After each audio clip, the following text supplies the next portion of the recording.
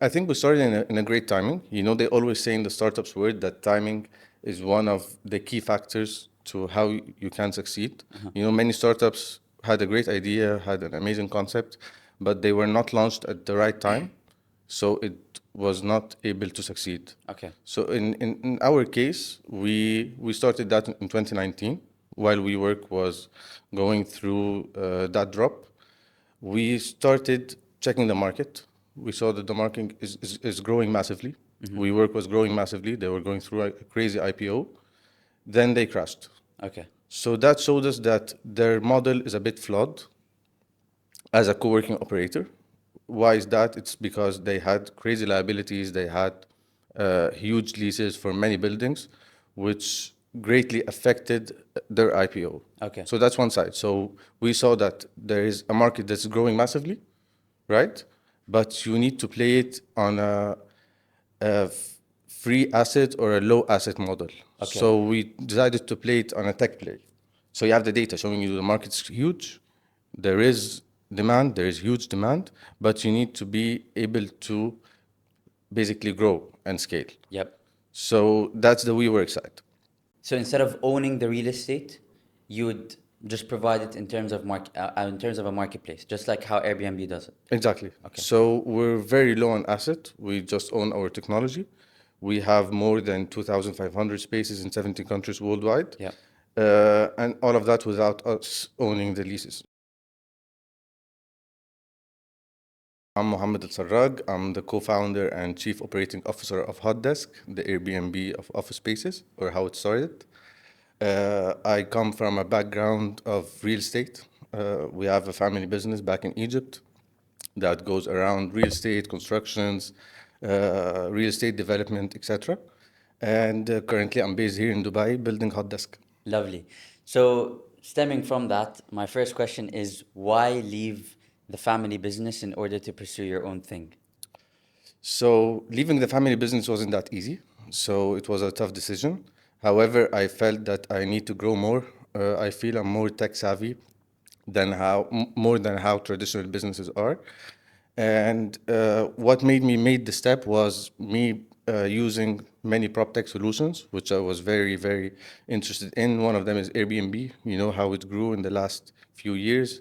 I was using it as a host for a while. Okay. I use as well Booking.com. I tried to integrate that into our family business, but then I saw an opportunity in the office space industry or the co-working industry, and it made me make that step and go out of the family business and start my own thing. Very interesting. Okay. So I think I always had an entrepreneurial mindset somehow. I started multiple businesses when I was young, during school, during uni. They were not that big, but I think I was anyway going to take that path, and it happened through Hotdesk. So you always wanted to kind of stem out and do your own thing. It was E- just a matter of when. Exactly. Okay, perfect. So I actually listened to your co-founder, who also happens to be called Muhammad. Yes. And his side of the story of how things started was that he used to work in consulting.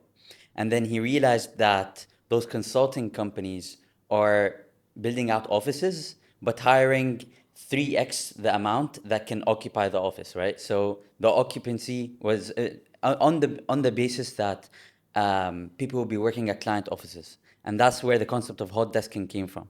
So I'm curious to know where your side of the story came.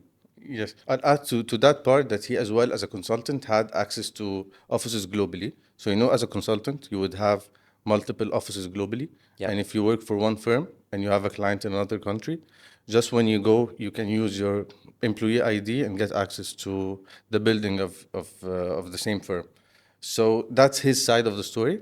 My side is a bit different. So I was studying abroad. So first, I'm from Egypt. I finished my bachelor's in Spain. After I finished my bachelor's, I started an Airbnb business. So that showed me how the shared economy has huge potential. So I saw it on the residential side. Okay. So after I left Spain, after I went back to Egypt, I wanted to build an Airbnb, but I wanted to build a local play of Airbnb, just specified on the Egyptian market. Okay. And I started actually building that product until I met my co-founder, and he had the idea. So he pitched to me the idea of how he, as a consultant, as you just mentioned, has access to offices globally. So we thought of why not we build a product that's very close to Airbnb, which I was very experienced in using, Yep. and basically allow anyone who wants an office anywhere in the world to just download an app, clicks 3 clicks, and find either a co-working space, find a shared office with a startup, find a shared office with an SME, and that's how it went. It happened from there. When I went back and looked at when the product was launched, I found something which was very interesting. So it was during the fall of WeWork and also during COVID. To put it into context, WeWork was one of those companies that was operating in the co-working space. It went from being valued at $40 billion to crashing out and reaching bankruptcy. So it's a very interesting coincidence. I would like to know why start a company in the co-working space in that time. I think we started in a great timing. You know, they always say in the startups world that timing is one of the key factors to how you can succeed. You know, many startups had a great idea, had an amazing concept, but they were not launched at the right time, so it was not able to succeed. Okay. So in our case, we started that in 2019 while WeWork was going through that drop. We started checking the market. We saw that the market is growing massively. WeWork was growing massively. They were going through a crazy IPO. Then they crashed. Okay. So that showed us that their model is a bit flawed as a co-working operator. Why is that? It's because they had crazy liabilities. They had huge leases for many buildings, which greatly affected their IPO. Okay. So that's one side. So we saw that there is a market that's growing massively, right? But you need to play it on a free asset or a low asset model. Okay. So we decided to play it on a tech play. So you have the data showing you the market's huge, there is demand, there is huge demand, but you need to be able to basically grow and scale. Yep. So that's the WeWork side. So instead of owning the real estate, you would just provide it in terms of a marketplace, just like how Airbnb does it. Exactly. Okay. So we're very low on asset. We just own our technology. We have more than 2,500 spaces in 70 countries worldwide. Yep. And all of that without us owning the leases. Yep. So we have a huge database, we have a huge customer base, we have a huge supply base, but we do not own the risk of having these spaces. Yep. Okay. And then the second part was COVID. The second part was COVID, yeah. Okay. So we launched the MVP exactly before COVID. We launched the MVP in I think November or December 2019. That it was a very simple product just to show that the idea would work. Just for us to test the supply if they're going to sign up and Okay. like to onboard themselves on the app, and to see if customers would be willing to use the app. So surprisingly, the day we launched, we found spaces in Ibiza, Spain, in the US, Okay. California, Egypt, many countries that showed very interest in joining the platform. Okay. Once we launched our first digital campaign, we started getting users using the app. The first digital campaign. Yeah, so that was exactly before COVID. Then COVID hit and everything went crazy. So during COVID, you know, everyone stayed at home, no one was working, no one was able to work from a proper place or a well-equipped place. So we were able to capitalize on that, start marketing ourselves, Yeah. and educate the people on what co-working is, on what solution we have, and from there we fundraised our first round and it went great. Amazing. I want to just touch back on a point where you said the ad, I think there is an ad that went absolutely viral. Was it only in Egypt or in the Middle East in general?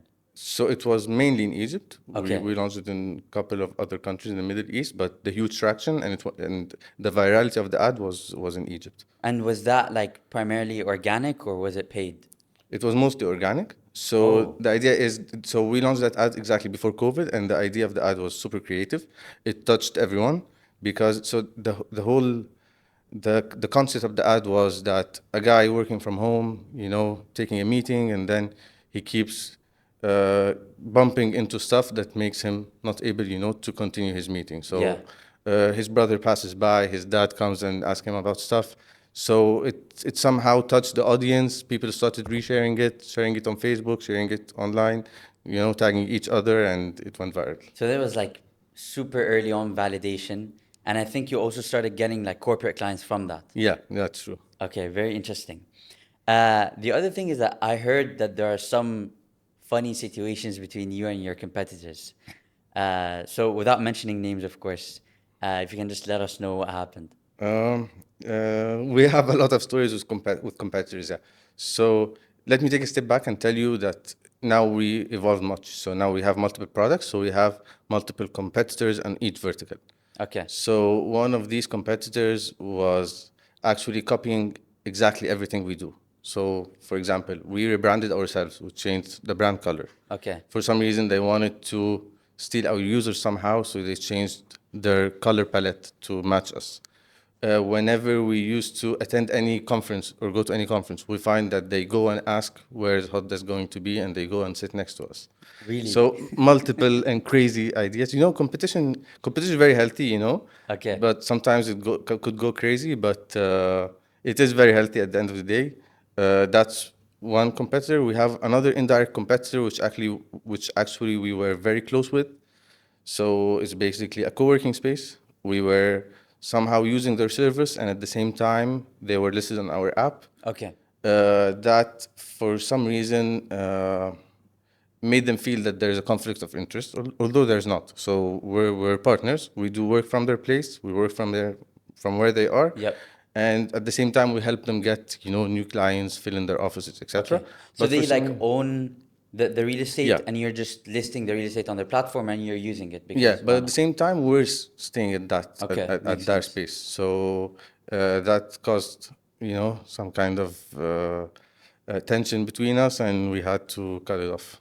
Very interesting. I looked over LinkedIn, and something that was very interesting is that I found many of your employees have either worked for Swivel and then, no, like have worked for Swivel, and then many of Swivel's employees have worked for you. Yeah. So I want to understand this relationship. So Swivel is an amazing company. Of course, that's Yeah. a thing that we all know, very famous in the region. So the thing is, we're very close to the founder or the founders. We already studied at the same university together, Were you guys part and of the same cohort? no, not exactly. Okay. But I think the idea is that we're both startups. We have the same company culture. We both want to take over the world. We both are super agile. We're very scalable. So I think these 2 points are what made many team members switch between both companies, because at the end of the day we're in two very different industries, but we still have the same belief and the same culture, The and we culture have the component, same. I think, is the biggest part, Exactly, right? exactly. So we have a lot of employees who actually left and went to one of the companies and returned back. So Yeah. So there's a very, very interesting argument. I don't know if you've heard of it, which is like founder mode versus manager mode.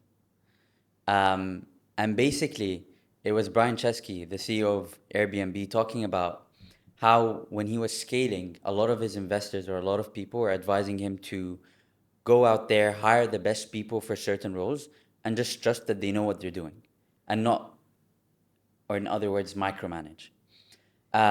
But for a long period of time, what happened was that Airbnb's margins were getting tighter and tighter, and the company overall was not performing well, right? Until he decided to switch from this manager mode, where I'm just going to hire people and trust them to do what they do, and just have direct reports, to founder mode, which is I'm gonna get involved in across all stages of the company, across all departments of the company. Some may say that it's a bit of micromanaging, but there's very strong arguments to support this methodology. And even Airbnb right now, when you look at it from this shift, is now one of the companies that has very, very healthy margins, and it's growing very well. So, what's your opinion on that, and how do you manage this in your own company? What we do is we empower our people, we empower our team, and we do that by so we believe that everyone in a startup should act as a founder. How do you act as a founder is you you have to own every part of your job and other person's job. Okay. So what we do is, so let's say for example, I do manage operations, but my role does not end at operations, or the operations team, we do our what we do does not end there. So for example, if we're required to give a push with the marketing team, we should we allow ourselves, to be able to jump in, roll our sleeves, and go and support with marketing if we're needed with business development. Okay. So as a founder, you need to know that your role does not end at any certain area. Okay. So so that these areas could be not areas of your expertise.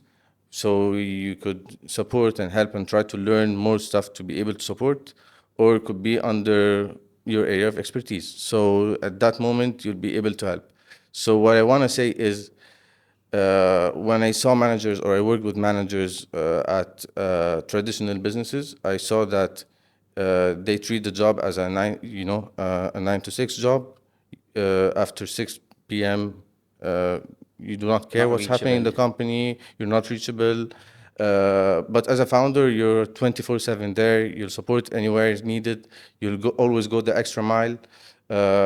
So us empowering the employees and giving them having this as part of our culture has helped us massively in growing the business in different areas. So, do you know every single person within the company?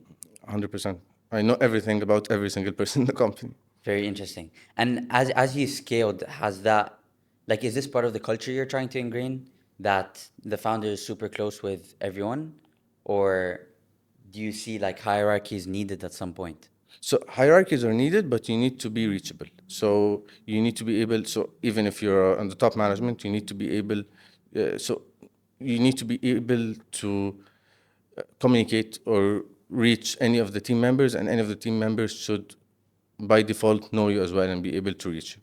So we do have a hierarchy, but it's a bit horizontal. Okay. So and it's at the same time it's cross-functional. Okay. So not every team are working on their own. All teams collaborate. So the head of product could be working on a project with an operations manager. The head of marketing could be Yeah. working. So it's a very very healthy structure to work on. And you don't only just rely on direct reports, you can also like skip a level and talk to the people below. 100%, yeah. Okay, perfect. You know, it's very interesting because I was reading about Steve Jobs, and back when he was running the company, in terms of like again manager style, he used to host this annual event called Annual Retreat, where he would bring the top 100 most valuable people in the company. And what's very interesting about that event is that the top 100 most valuable people in the company were not always the highest on the org chart. So you would have like a junior engineer there, you would have the C-level executive there, the mid-level managers. And I think at the scale of where Apple was at the time, just maintaining this culture was definitely fundamental to why Apple is so successful now. 100%. Yeah, I read about that before. So that was one of the key advantages of Apple. Yeah. They were. So I think also, I can't remember the exact statement that Steve Jobs said, but he was saying that basically what's making Apple what it is now is because it's still operating as a startup, which is that point I was just telling you about. How open the teams are, how cross collaboration, cross functional teams are operating. Apple is that's one of the reasons Apple is like that now. And also during like I agree with you, but also during the era where Steve Jobs was the CEO of Apple, he was the product guy. Apple was just innovating. And to bridge that, I want to say that You're one of those startups that have been innovating on the product side. And I talked to some of the people within the company, and they were telling me how if there's a feature that needs to be rolled out, we will roll it out faster than anyone out there. In 2, 3 days, it's tested, rolled out, it's in the app. Um, how do you establish that? How do you establish the system to do that? It's going back to being agile and fast. So we have an amazing product team. What we do is basically it all comes from listening to the customers. We listen to our customers, So how and do you like survey? we do survey. Our product managers go do meetings with the users. We have multiple ways of contacting the users and giving them the channels to be able to share feedback with us. And whenever we find that there is a point that we can work on or a point that we could innovate in, we we establish a team, we start working on that project, pushing the feature or pushing the product till it's out, sending it out to the customers, getting their feedbacks again, and we go through this cycle always. So that's I think that's as you just mentioned, that's one of the key or the main reasons Hotdesk became what it is. So I think you can even hear like mention how the product evolved. Like it started as something, but now it's like, so it started just as a marketplace for B2C. yeah, So we were just when we started initially, we were just expecting that freelancers, startups, individuals, so startups on an individual basis will be using the app. okay, From launching there, we started listening. So we launched a marketplace. When it went out, we started speaking to our co-working spaces, our hosts. They are customers also somehow, and we started knowing from them some features that they would like to need. So they want to manage their day-to-day. They want to manage invoices. They want to have a customer list. They want okay, to have a calendar. So we went and built Hotdesk OS, our software. After that, from the ad, we started getting enterprises and corporates asking for using that marketplace, but on just teams, just having a team yep, who would be able to access the app, just see some of the spaces that they would be able to use. So we went in, we built the product from scratch, took it live, doing amazing now. After that, we heard again from the corporates, them wanting to have a SaaS to be able to understand the real estate underutilization, how their offices are going, how could they expand, how okay. could they cut the office. We went in And and also worked get the data same on hours. the employees themselves, right? Like Yeah, they're sitting at this desk. yeah. Very interesting. So we basically what we did is we integrated both products. We integrated the OS with the marketplace, and we came up with a corporate solution that could help them provide their employees with external spaces to work from instead of working from home, and at the same time allowing their employees to book their internal offices through Yeah, the app, and the management get key data on what are the work trends, who's working from where, which rooms are being used, which desks are used, and then they use this data to be able to get new offices, cut down offices, etc., etc. very interesting. And I also have another question. And then you get the decision whether you want to answer it or not. But it's to do with how you manage your media and your PR. I think many companies at your scale would be out there talking to the media on a daily basis. But when I tried to look through media reports and things about Hotdesk, I found that it's a bit trying Low to key. lay low. Yes, a Is bit this low key. intentional?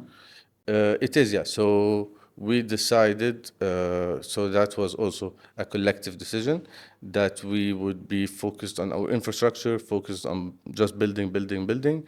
And once we arrive to the point where we can start announcing what we've been working on, then we'll announce. So we Okay. spent the last 2 years, I think, 2 years, yeah, building these products that I was just telling you about, and they were never published out yet. So we started marketing them, but on a PR standpoint, we did not do that. No. So you're intentionally not pushing. Yeah, And do you think this is hurting you, or this is like part of a long-term strategy that you have in mind? it is a part of our long-term strategy. Very nice. Okay. Do you have any mentors? And what are the key lessons that you learned from them?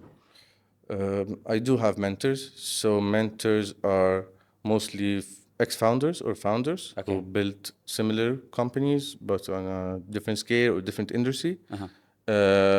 And some of our investors. So most of our investors are at the same time, they have skin in the game. So they invest in tech startups, they understand the industry. So these are the main people I go to whenever I need support or I need Okay. to brainstorm or have a different view. What's like the best piece of advice that you've taken on? The best advice was being adaptable. So the startup world is extremely fast. You Mm-hmm. know, every month is different, every week is different. So you need to be able to adapt quickly because if you do not, you'll miss on a lot. You'll Mm-hmm. miss on a lot of the learnings that you go through. So I learned it luckily through our mentors that from day one I know that change is constant, you know, Okay. change is the only constant Yeah. in the startup, and you need to be always able to adapt and understand that today would be different than tomorrow, would be different than next month, next year. Very nice. And my next question is like, has there ever been a moment or a period of time that was really, really difficult that really shaped you as a person while you were building in the company? You mean in Hotdesk, right? Yeah, Hotdesk. So it's full of ups and downs. So it's But it's, what's it's like always that full. one thing that you can really like remember? The one thing, so okay, one of them was so you know we acquired the company in Spain. We're doing great in Europe. We scaled to Europe through acquiring that company. Okay. Uh, Spain is one of our best markets to date. And you also have previous experience in it. I've lived there for a while. I have a lot of connections. I have some of my mentors in Spain. Nice. So what happened was the expectations of the acquisition were different from reality. So I had expectations that that acquisition would lead us to a different position in the market than what expected. Okay. So that made me learn that whatever you might assume or might your research tell you that you would get might while when the execution comes would be different. Okay. Very nice. And then the last thing is a message to the people. If you were to deliver any message to the people out there, what would it be? I'd give a message to entrepreneurs. If you have an idea, you have to work on it. You have to push it forward. So the market is full of opportunities, especially now with new technologies coming out, AI with blockchain now maturing, and as I said previously, any company that you would try to build or any business that you would try to build will need you to have a certain kind of adaptability to be able to pass the day and build and go out to the market and And resilience that it's not going to work in from day one. exactly. It takes time. Yeah, So building a company is not easy. It just requires you to be motivated, resilient, adaptable, and for sure you can achieve. So the sky's the limit. lovely. All right. And I think with that, we wrap up the episode. Thank you so much, Muhammad, for your time. Thank you, Adam. Really enjoyed the episode. And yeah, to the next one.